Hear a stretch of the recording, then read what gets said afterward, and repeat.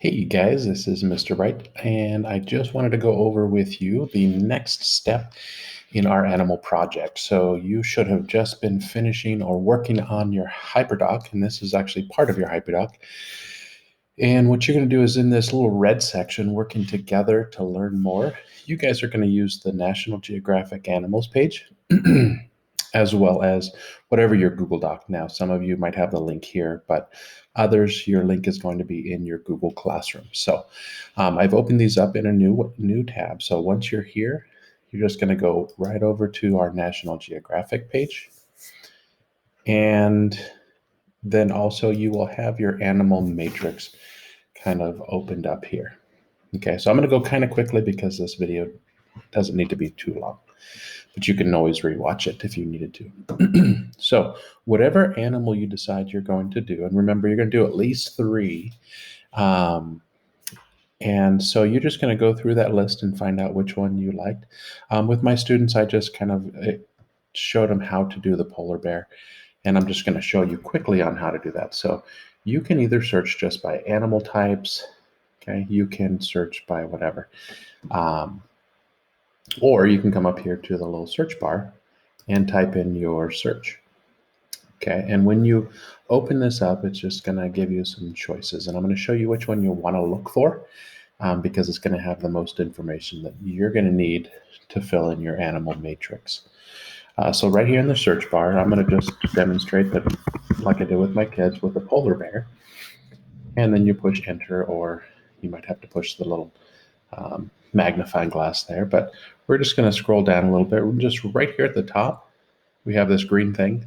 Ignore this one for now, but we're going to come down here to just where it says polar bear. And this is going to give us that green sheet that's going to have some really good information, but we're also going to make sure we see all the other stuff. Okay.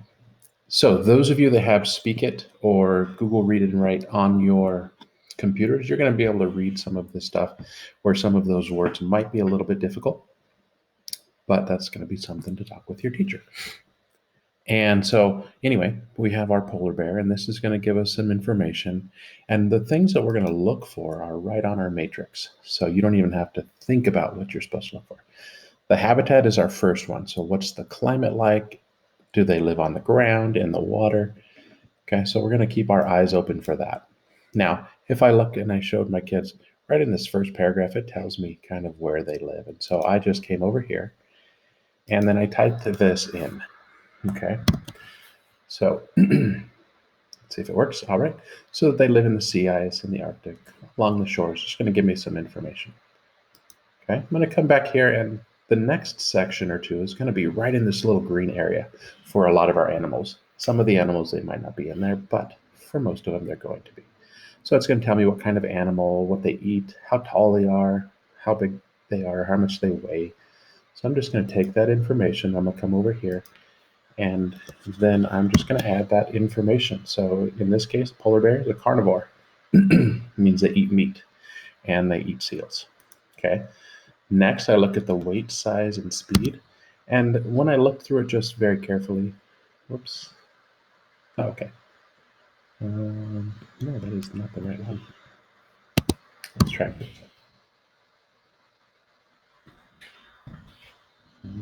Sorry, guys.